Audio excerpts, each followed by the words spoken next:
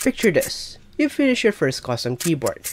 You're ready to share it to the world, to Keyboard Addicts PH, or even maybe the custom keyboard subreddit. There's only one problem. You don't know how. Well, you've come to the right place.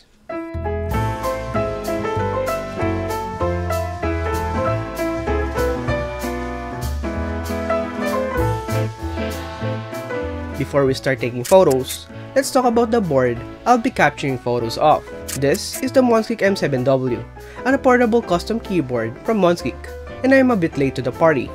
It's an Iki style 65% keyboard with a standard Zeke design and packaging, but now with wireless. I built this up with some Aku Piano Pros, and it will be the subject for today's photo session. Prerequisites: your keyboard, of course, your props of choice, and your desk mat, in which our friends over at Zeke Mats have gladly sponsored us with two, the Pokemat and the Elements desk mat. A camera, maybe your phone or even a digicam, and finally, some sunlight to get the best quality photos we could get from our cameras. Once you've done and collected all the things you'll be needing for the shoot, let's find the sun. If your desk has ample sunlight coverage or even has a light bar, then that's great. You could shoot on your desk. But if not, go outside, grab a table and your desk mat, and position your makeshift setup on the shaded part of the sunlight. If we're thinking camera-wise, the light should be hitting the keyboard from the top right or top left side of the frame. Today, I'll be showing off two of the most used shots I do when shooting keyboards, the top-down and the side angle. Keep in mind that I'll only be showing off some basic techniques here, so I wouldn't go technical with the settings and all, but if you want this to be a series, let me know by voicing out your thoughts and feelings in the comment section below. With all that out of the way, first is a top-down shot. As the name implies, this is the shot of the board angled so that the layout is by far the most prominent in the photo. This wouldn't highlight the design of the board from its side, but that is what the side angle shot is for. Think of these photos as not individual sets of images, but a collection of photos that shows off your board in its best suit, and in turn, sharing your love for the keyboard designer.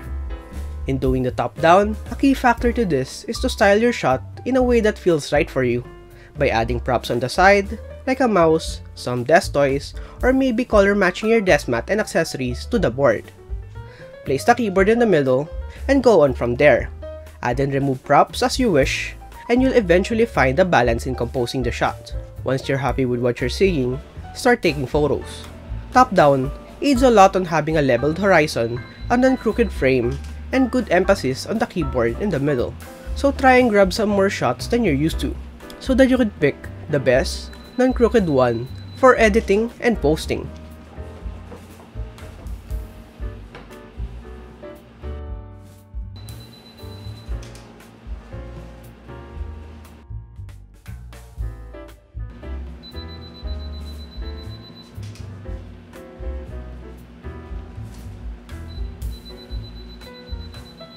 If you're happy with the photos you got, don't forget you can clean out the desk, leave the mat and keyboard in the middle, and take some clean shots of the board as well.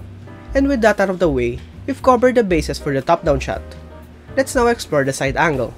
This incorporates the side profile, depth, and height of the board. With this, you could go back to the first steps of the top-down shot and redecorate your set, or keep it simple by just leaving the board alone.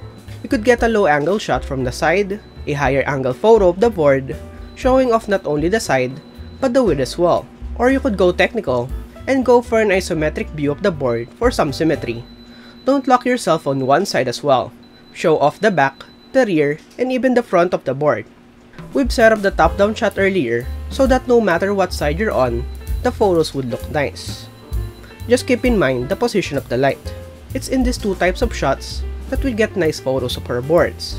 And now that you've learned the basics, it's time to experiment. Remove some keycaps from the board to show off the switches you've color matched. Change out the desk mat for something different. A solid background or a textured one would look nice. Grab some portrait frames of your board, and maybe grab a close-up shot of your keycaps. We've created this flatly so that multiple angles and shots would be possible. Some great keyboard photographers from the community are the ones you watch as well. And now that you know these techniques, I poisoned you into knowing these shots in their videos. Watch any other keyboard channel, and you'll see the techniques we've used in this video. If you learned something from this, leave a like, and maybe we'll make this a series. I haven't shown off some other techniques and technicalities, and some support on this type of content would be great. Tag me on IG if you took these lessons and applied it to your board, and comment down below if you like more of this type of content. Once again, I'm John J. Biraba, and I'll see you in the next video.